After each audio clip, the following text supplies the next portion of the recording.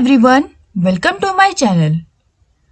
12th standard का vocational electronics subject, इस subject के पेपर 1 के इम्पोर्टेंट क्वेश्चंस आज हम इस वीडियो में देखेंगे।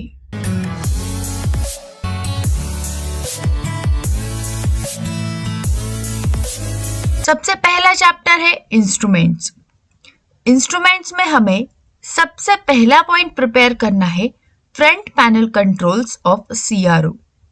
सीआरओ क्या है ये तो हमें पता है, तो हमें सीआरओ पे जो फ्रंट पैनल कंट्रोल्स होते हैं उसकी जानकारी होनी भी ज़रूरी है।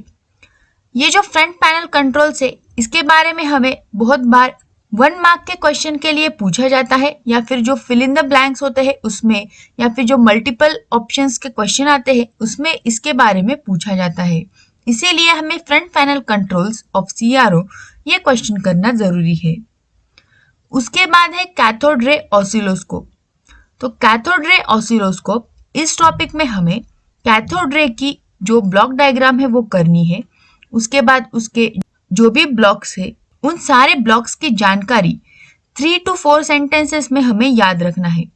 इस तरह से हमें ये क्वेश्चन लिख के ही रखना है, यानी कि इसके बारे में इसमें का कोई भी पॉइंट अगर आपको पूछा जाता है तो आप उसका आंसर दे सकते हो।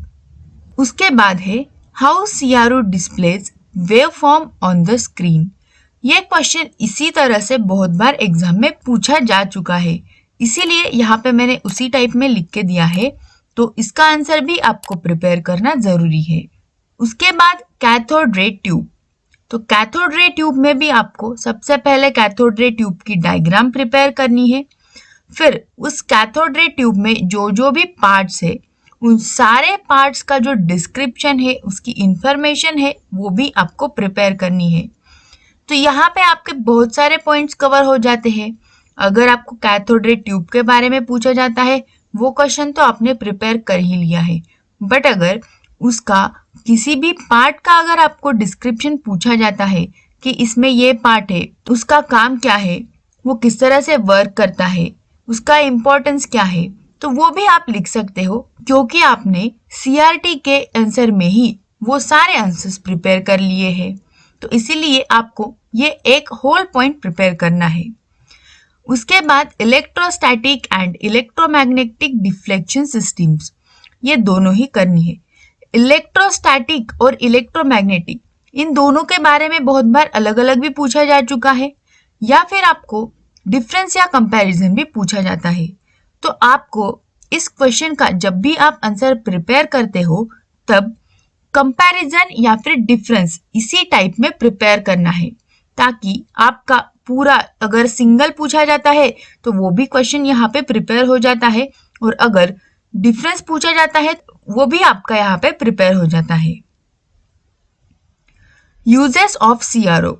तो यहाँ पे यूजेस ऑफ सीआरओ में सबसे पहले आपको लिसेजस फिगर्स, उसके बाद फेज मेजरमेंट और उसके बाद फ्रीक्वेंसी मेजरमेंट, इन तीनों पॉइंट्स को कवर करना है, क्योंकि इनमें से कोई भी एक आपको पूछा जा सकता है। और डिजिटल मल्टीमीटर। डिजिटल मल्टीमीटर का टॉपिक कवर करते समय आपको सबसे पहले डिजिटल मल्टीमीटर की ब्लॉक डायग्राम प्रिपेयर करनी है। उसके बाद उसके हर एक ब्लॉक का डिस्क्रिप्शन आपको 3 to 4 सेंटेंसेस में लिखना है, और डिजिटल मल्टीमीटर के यूजेस क्या है वो भी आपको इस पॉइंट में ही कवर करने हैं। इस तरह से हमारे इंस्ट्रूमेंट्स इस चैप्टर के सारे टॉपिक्स जो भी इम्पोर्टेंट है, सारे पॉइंट्स यहाँ पे कवर हो जाते हैं। आपको अगर इसमें कुछ भी डाउट्स या क्वेरीज है तो आप कमेंट सेक्शन में पूछ सकते हो। वीडियो कैसे लगा वो भी आप जरूर बताएं। वीडियो को लाइक करें, शेयर करें और चैनल को सब्सक्राइब भी जरूर करें। Thank you.